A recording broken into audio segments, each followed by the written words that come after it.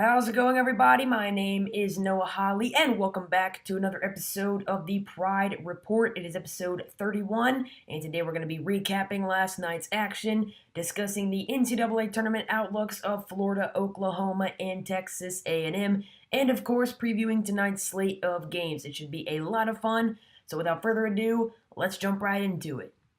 Yesterday, 12 ranked teams were in action, and because you follow college basketball, it may not come as much of a shock to you that a few of them lost, including Clemson. Virginia Tech further strengthened their NCAA tournament resume last night, knocking off the Tigers 65-58 to move into a three-way tie for fourth place in the ACC standings. The Hokies were led by 14 from Kerry Blackshear, while Clemson got 28 from Marquise Reed. Now, these are two teams headed in completely opposite directions. We have Virginia Tech, who has surged into contention for a double bye in the ACC tournament and looks to be a lock for the NCAA tournament after a 9-game stretch that included 7 wins, 3 of which came over top 15 teams. And then we have Clemson, who has lost 3 in a row now and is without superstars Dante Grantham and Shelton Mitchell. It's all about how you finish in college basketball, and Clemson is not playing well down the stretch. Isn't it just so crazy, though, where these teams were a month and a half ago compared to where they are now? Granted, Clemson will still probably get a high seed, but the outlooks of these teams have completely changed in a heartbeat. This is why I get so annoyed with people who write off teams in January or pencil teams in as national title contenders so early on in the season, because so much can change over a short period of time in this sport. Anyway, enough of that. Let's discuss the other major upset, which was Oklahoma State downing Texas Tech 79-71 last night. Now that wraps up a nightmarish road trip for the Red Raiders. That also included a loss to Baylor on Saturday. In one of last week's shows, I talked about how difficult this 2-game stretch would be for Texas Tech, and boy was I proved right. Now this loss changes everything in the Big 12 race. Now Texas Tech will be the one going into Saturday's huge game against Kansas, needing a win to stay in contention for the Big 12 regular season title instead of vice versa, which was the storyline that we had all expected. Now let's talk about some teams that weren't upset but survived a scare on Wednesday night. North Carolina, one of the hottest teams in the country, needed a tie-breaking layup by Joel Berry to top Syracuse 78-74 and earn their 6th straight win. Behind 26 points from Tyus Battle and 23 from Frank Howard, the Orange mounted a 12-point rally to tie the game with 3 minutes remaining, but failed to score the rest of the way, missing out on a golden opportunity to earn a signature win.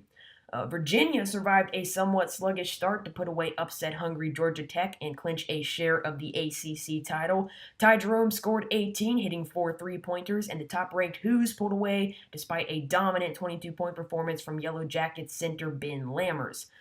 In other action last night, we had Duke absolutely manhandling Louisville 82-56 to remain perfect without Marvin Bagley. Grayson Allen continued to shoot the leather off the ball, knocking down 6 3-pointers en route to a 28-point performance for the Blue Devils.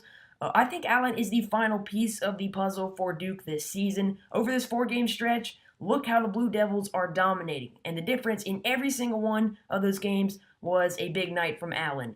Since Bagley has been out, Allen has been the go-to scorer, a role in which he is clearly more comfortable in. His shooting ability and veteran leadership could push this young team over the edge. So if Coach K plays his cards right when everyone gets healthy, like you know he will, you have to like Duke's chances at a deep postseason run. How about them Tigers? Auburn hammered Alabama 90-71 last night in front of one of the best crowds at Auburn Arena in years, behind 21 points from Jared Harper and another 16 from Chuma Okeke, who came out of nowhere to have a career night. Now, I talked yesterday about the strength of Auburn's character. Now, that was evident perhaps more than ever last night as the Tigers proved that they have what it takes to dominate good teams, even without superstars Mustafa Heron and Fernie McLemore, who are both out for the season. Honestly, I would have thought you were crazy if you had said Auburn would be 24-4 at this point in the year, even with Heron McLemore and heralded freshman Austin Wiley, who of course is unable to play due to the FBI probe. But to still be going strong without any of those guys is absolutely incredible. I mean, I don't know what else to say other than the fact that Bruce Pearl is an absolute wizard. Phil Booth is back, ladies and gentlemen. The veteran wing scored 14 points in 16 minutes in his long-anticipated return to the lineup as Villanova beat DePaul 93-62 last night. Booth, arguably Villanova's best perimeter defender and one of their top scorers, had missed the last 7 games with a broken right hand. Now, with Booth back a week ahead of schedule, the Wildcats now have plenty of time to round into championship form before the postseason gets underway. Considering how Villanova dominated with everyone healthy, that has got to be a terrifying thought for the rest of college basketball. Finally, we had a champion crowned last night. It was in the Missouri Valley as Loyola Chicago hammered Southern Illinois 75-56 to lock up their first MVC regular season title.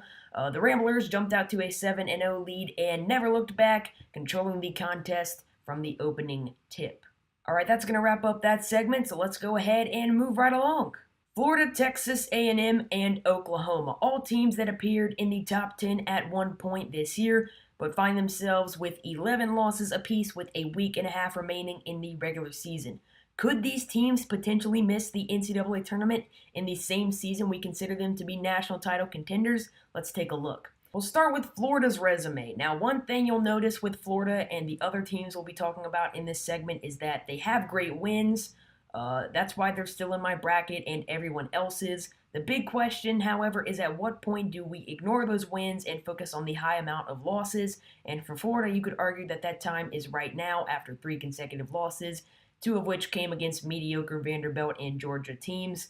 Also, I know the committee isn't as reliant on RPI in years past, but obviously it's still very much a factor, meaning that the Gators' RPI of 64 and their non-conference RPI of 90 is not ideal.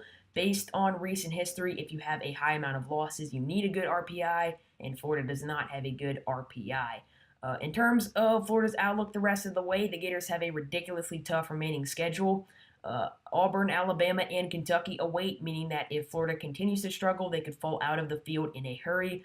Honestly, I'm not sure if I could pick the Gators to win any of these games right now. All I know is that they probably have to win at least 2 of them, which obviously could be a big challenge. Speaking of SEC teams on 3-game losing streaks, let's break down Texas A&M's resume. I think of the 3 teams we're talking about here, the Aggies are probably in the best position to make it in.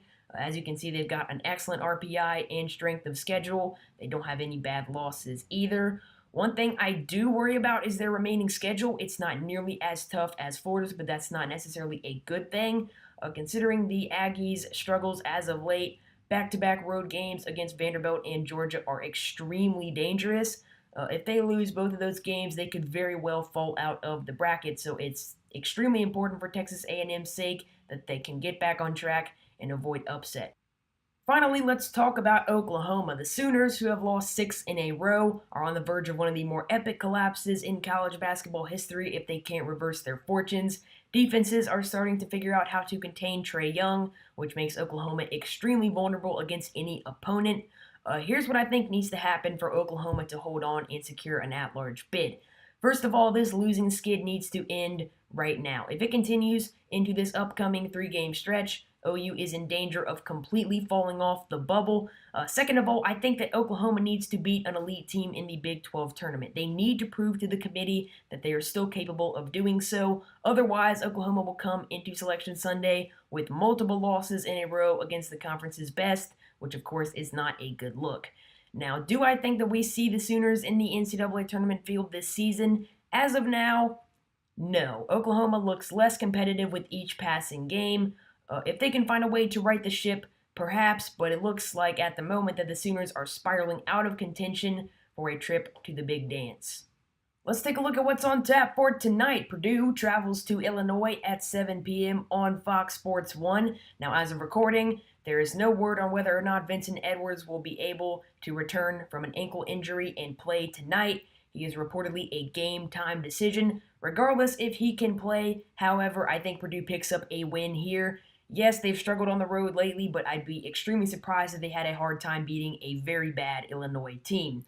Also at 7 on ESPN, Cincinnati hosts UConn. Now this is a good opportunity for a Bearcats team that has lost 2 in a row to get back on track. Connecticut did play Cincinnati tough in the first meeting between these teams, but I can't say that I expect that to be the case this time around. In other American athletic action, Houston draws Memphis at the FedEx Forum at 9 p.m. on CBS Sports Network. The Cougars, who are playing their first game as a ranked team in 13 years, remain in striking distance of the regular season title, but they must avoid upset the rest of the way. At 9 on ESPN2, 6th-ranked Gonzaga will travel to face San Diego in the first of two road games these Zags must win to lock up the West Coast Conference regular season title once again. They must be careful not to overlook this one, however. San Diego hung around with the Zags at the Kennel earlier in the year and only lost to St. Mary's by 3, so they should not be taken lightly.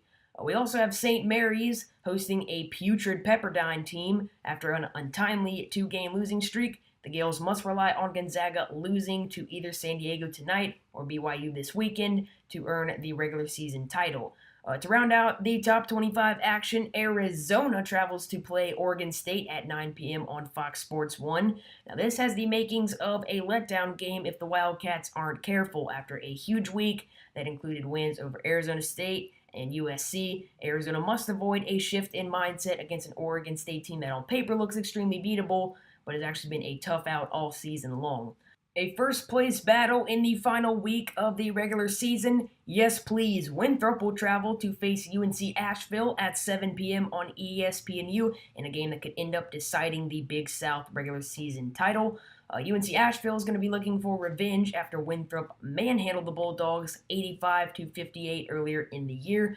But it's not going to be easy slowing down an Eagles team that has won 11 of its last 12 and has one of the top scoring offenses in the nation at 81.1 points per game. Finally, we have Arizona State traveling to take on Oregon at 11:30 p.m. on Fox Sports 1. Now, it's probably too late for Oregon to earn an NCAA tournament bid, but if the Ducks are going to have any chance at all, they have to win this game. As always, the CBP Pick'em is in the description below if you want to check out who our staff has emerging victorious in all these games and more.